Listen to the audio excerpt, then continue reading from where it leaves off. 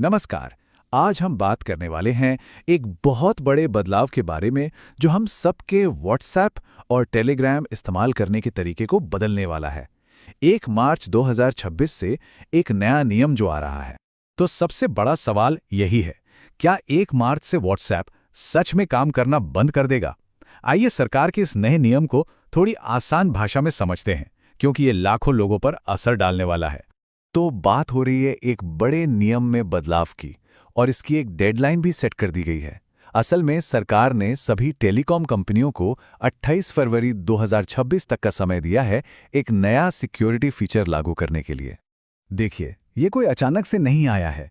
इस नियम का प्रस्ताव इसका सुझाव दिसंबर 2025 में ही दे दिया गया था, मंत्री ज्योतिरादित्य सिंधिया जैसे अधिकारियों ने। अब फाइनल डेडलाइन है 28 फरवरी 2026 और 1 मार्च 2026 से ये नियम पूरी तरह से लागू हो जाएगा। तो ये सिम बाइंडिंग आखिर है क्या चीज? चलिए इसके कॉन्सेप्ट को समझते हैं।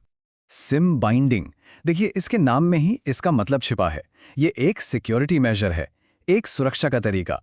ये करता क्या है कि आपके मोबाइल ऐप अकाउंट को, जैसे कि व्हाट्सएप को, सीधे आपके फिजिकल सिम कार्ड और उस फोन से जोड़ देता है जिसमें वो सिम लगा हुआ है। मतलब एक तरह का डिजिटल लॉक लग जाता है ऐप, सिम और फोन के बीच। बिल्कुल साफ साफ शब्दों में कहें तो ऐप तभी काम करेगा जब सिम कार्ड उसी फोन में मौजूद हो। सिंपल, जिस फोन में व्हाट्सएप, उसी फोन में उससे जुड़ा सिम कार्ड। इसके बिना काम नहीं चलेगा। अच्छा, तो अब थ्योरी हो गई, अब आते हैं प्रैक्टिकल साइड पर। पहले क्या होता था और इस नियम के बाद क्या होगा? रोजमर्रा के इस्तेमाल में क्या-क्या बदलेगा? आइए देखते हैं। सबसे बड़ा असर पड़ेगा उन लोगों पर जो 2 अलग-अलग फोन इस्तेमाल करते हैं। जैसे अभी तक क्या होता था, अपना सिम कार्ड एक फोन में रखा कॉल्स के लिए और दूसरे फोन को वाईफाई से कनेक्ट करके उस पर व्हाट्सएप चला लिया आराम से। लेकिन 1 मार्च के बाद ये मुमकिन नहीं होगा। जिस फोन पर व्हाट्सएप चलाना है उसमें अकाउंट से जुड़ा सिम कार्ड होना जरूरी है, मैंडेटरी है।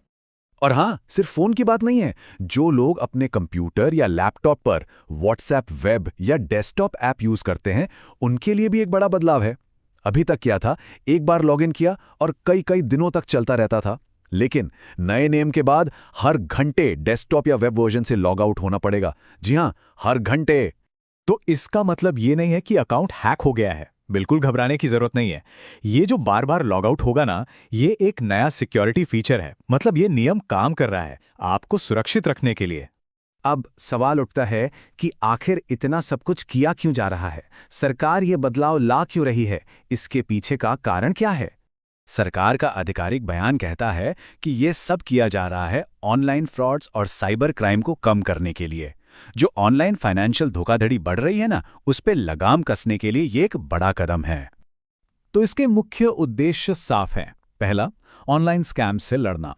दूसरा, कोई और अकाउंट को चोरी छुपे एक्सेस ना कर पाए।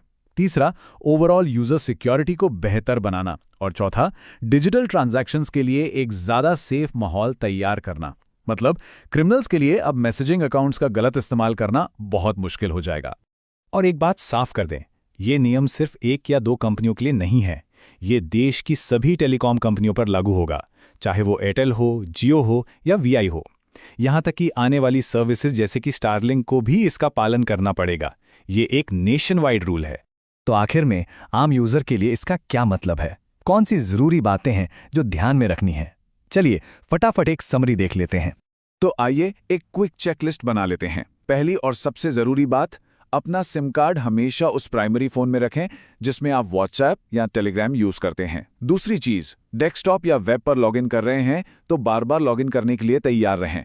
और तीसरी, ये याद रखें कि लॉगिन के लिए ओटीपी यानी वन टाइम पासवर्ड सिर्फ उसी फोन पर आएगा जिसमें सिम कार्ड लगा हुआ है। ये सब ठीक है, सुरक्षा के लिए एक बड़ा कदम है। लेकिन सबसे बड़ा सवाल अब भी वही है, क्या सिक्योरिटी की ये एक्स्ट्रा लेयर ऑनलाइन फ्रॉड को सच में रोक पाएगी? क्योंकि जो धोखेबाज हैं वो भी नए नए तरीके ढूंढ ही लेते हैं। देखते हैं आगे क्या होता है।